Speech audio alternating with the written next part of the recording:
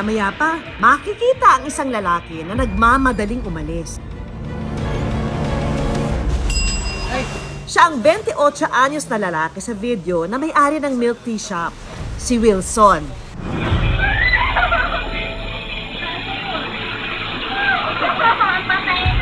Narinig daw niya ang malakas na iyak ng bata.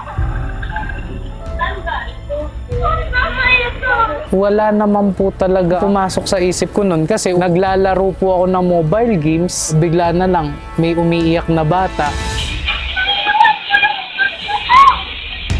Si Wilson, hindi na nagdalawang isip pa. Tumayo na ako kagad, kinuha ko na kagad yung susi ko. Wala akong idea kung anong plate number nung jeep. Basta ang ginawa ko na lang, sinundan ko yung ruta ng mga jeep dito. And then yung unang makita kong jeep, yun yung paparahin ko. Makalipas ang ilang minuto,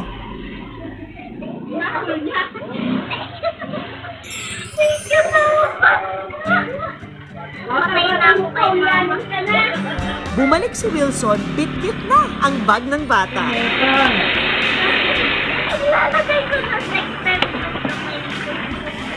Birthday of school mo, nakalimutan mo yung bag mo.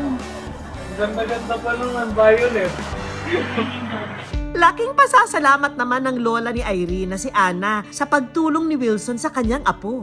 Mabutit may magandang puso na tumulong sa kanya, na nakialam sa bag niya na nagbalik.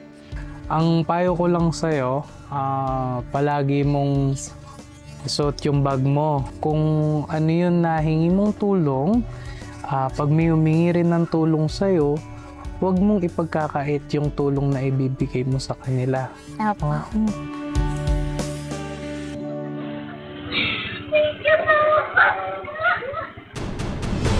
Paano kung ikaw ang makasaksi sa eksenang ito? Ano ang magiging reaksyon mo?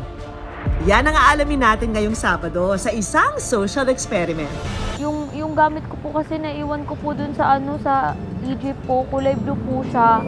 Ang kasabot nating si Roanne, magkukunwaring naiwan ang kanyang bag sa nasakyang bus sa Marikina. Nagsimula ng umeksena sa kainan ng ating kasabwat. Ate, saan po ito banda?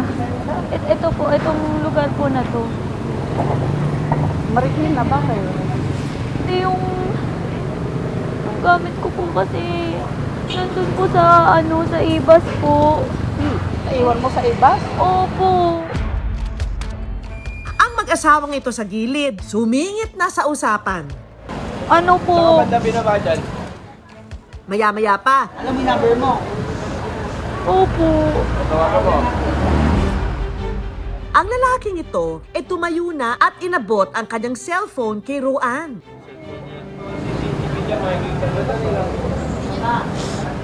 Bago pa saan mapunta ang usapan, i-reveal na yan.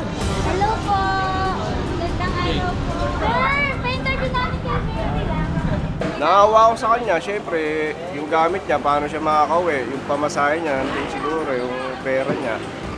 Maraming salamat sa iyo, kuya, ha? Dito kaya sa park na ito, epekto kaya ang ating eksperimento? Ate, excuse me po. Nung una, hindi pinapansin ng mga tao si Roanne. Ano po kasi, saan po ito banda, ate? MH. Marikina Heights. Pero ang dalawang ito, Ay, nakalimutan ko po yung gamit ko pagbaba ko po. Sa ano pa po? San Mateo. ang lalaking ito sa kabilang mesa, nagtanong na. Ano pangalan ng school mo? Dun po sa San Mateo po. Saan banda sa San Mateo? Taga San Mateo ako eh. Saan natira? Ano bang, alam mo number ng mga? Opo. O yun. Pero wala po ako kasama po eh. Ang lalaki, bigla na lang inabot ang kanyang cellphone. Anong number ng mama mo? Ako po maglalagay. Wala po akong kasama pa uwi eh. Maya-maya pa, umalis na siya. Pagbalik ng lalaki, dala-dala na niya ang kanyang motor. Wala po kayong dapat habulin ha, dahil social experiment lang, kuya. Magandang araw po. Sir, taga-Bugis